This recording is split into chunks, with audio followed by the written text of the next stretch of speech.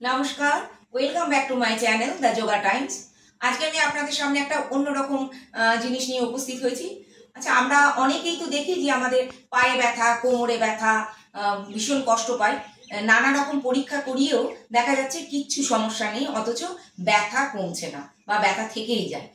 এই ধরনের ব্যথাগুলো কেন হয় সেইটা জানতে হলে এই ভিডিওটার প্রথম থেকে শেষ অবধি অবশ্যই দেখতে হবে, কারণ এর মধ্যেই লুকিয়ে রয়েছে আপনাদের সমস্যার সমাধান। চলুন কিভাবে হচ্ছে আমরা একটু দেখি। দেখুন, আমরা দাঁড়াচ্ছি, যেমন আমি দাঁড়িয়ে আছি, দুটো পায়ে সমান ভর দিয়ে দাঁড়িয়ে আছি। এবার এরকমই দাঁড়ানোর কথা, কিন্তু অনেক সময় হয় না, আমরা গল্প করছি, করতে গিয়ে দেখুন আমি দাঁড়ালাম এরকম ভাবে দাঁড়িয়ে কথা বলছি, গল্প করছি। এই পায়ে আমার ডান পায়ে সমস্ত ওজনটা, আর বাঁ পাটা শুধু একটুখানি সাপোর্ট দিয়ে দাঁড়িয়ে আছে। এইরকম করে দীর্ঘদিন এক পায়ে দাঁড়ানোর ফলে আমার হাঁটুটা ক্ষতিগ্রস্ত হচ্ছে, আমার কোমরেও চাপ লাগছে। ঠিক এরকম আবার এইদিকেও তাই, এইরকম ভাবে দাঁড়াচ্ছি। দাঁড়ানোর ফলে দেখুন আমার এই পিছনের এই হিপ জয়েন্টের পাশে এই জায়গাটায়, এইখানটায় আমাদের চাপ পড়ে একটা দিকে দেওয়ার ফলে। এর ফলে আমাদের এই যে এই পোর্শনটায় ব্যথা যন্ত্রণা শুরু হয়ে যায়। অনেক সময় দেখা যায় এখানটা খুব একটা ক্ষতিগ্রস্ত হয়নি, কিন্তু এইখানে আমাদের সাইটিকার নার্ভটায় চাপ পড়ে, তার ফলে ঝনঝন করা, ব্যথা হওয়া এগুলো হয়। এবার আমি দেখাবো বসার ফলে কি হয়। দেখুন আমি বসেছি এরকম, আমি স্ট্রেট বসে আছি। বসার ফলে আমার দেখে মনে হচ্ছে আমি একদম ঠিকঠাক বসে আছি, কিন্তু আদতে আমি ঠিক বসিনি। কিভাবে, আমি একটু সাইডে বসে দেখাই এবং পিছনে বসেও দেখাবো। দেখুন আমি এটা ঠিক বসিনি এই কারণে, দেখুন আমি এরকম বসে আছি, আমার এই কোমরের এই পোর্শনটা, পুরো হিপ পোর্শনটা মাটিতে ঝোলা, এরকম বসে আছে, অর্থাৎ আমার কোমরটা একটু এই দিকে করা আছে। বসলাম, আরেকবার দেখাই পিছনের দিকে, দেখুন আমি এইভাবে বসেছি। বসার ফলে আমার পুরো অংশটা মাটিতে, এই হিপের পুরো অংশটা মাটিতে, আমি একটু এইদিকে পিছনের দিকে হেলে বসেছি। আমরা সাধারণত এরকম বসি, বসা উচিত এইভাবে বসা উচিত। দেখুন আমি মেরুদণ্ডটা সোজা করেছি, এইটা আমাদের হিপ আর্চ, এই হিপ আর্চটা আমরা খুলে রাখবো। এই দেখুন আমার চারটে আঙুল আমি এরকম দিলে পরে গ্যাপটা বোঝা যাচ্ছে, এই গ্যাপটা থাকা উচিত।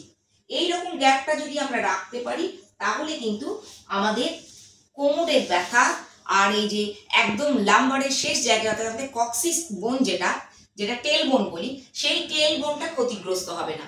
আর কি হবে, এরকম বসেছি দেখুন, সোজা হয়ে বসলাম। অনেক সময় দেখি গল্প করছি, পা ছড়িয়ে দিলাম, দিয়ে এরকম করে বসে বসে এক কাতে বসে বসে, কিংবা শুয়ে বসে আছি, এইভাবে দীর্ঘক্ষণ একটা দিকে কোমরে চাপ দিয়ে বসছি, বা হাতেও এরকম ভাবে চাপ দিচ্ছি। দীর্ঘদিন এইভাবে করার ফলে আমাদের এই সমস্ত জয়েন্টগুলো ক্ষতিগ্রস্ত হয়। তাহলে আমরা কি করব, এরকম ভাবে না বসে শুয়ে আমরা যদি চেষ্টা করি, একদম শুয়ে পড়লাম, শোয়ার পরে যদি এইভাবে অথবা কাত হয়ে শুই, তাহলে কিন্তু আমরা ক্ষতিগ্রস্ত হচ্ছি না।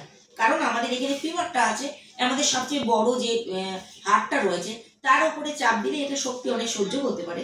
এইরকম ভাবে শুয়ে গল্প করতে পারি বা এরকম ভাবে করতে পারি, কিন্তু এইভাবে দীর্ঘক্ষণ আমরা বসবো না।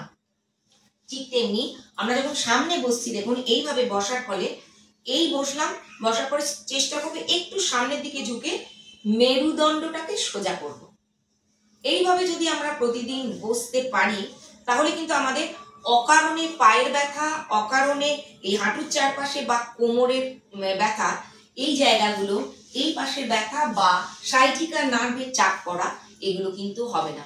তো আপনারা একটু ধৈর্য ধরে ভিডিওটা দেখে কিভাবে বসবো, পশ্চারটা যদি আপনারা ঠিক করেন, তাহলে দেখবেন আপনাদের এই ব্যথা যন্ত্রণা কিন্তু কমে গেছে। আরো নানান সমস্যা রয়েছে, নানাভাবে আমাদের বসার দোষে বা আমাদের শোয়ার দোষে অথবা আমাদের দাঁড়ানোর দোষে এই সমস্যাগুলো হয়।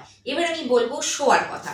দেখুন আমরা যদি শুই, এরকম স্ট্রেট হয়ে শুয়ে পড়লাম, শোয়ার পরে আমরা যখন হয়তো কেউ ডাকছে বা কিছু হচ্ছে, এরকম পট করে উঠে পড়ি, এর ফলে কি হয়, আমাদের এই লাম্বার রিজিয়নটা ক্ষতিগ্রস্ত হয়, হ্যাঁচকা লেগে যায় কোনো কারণে।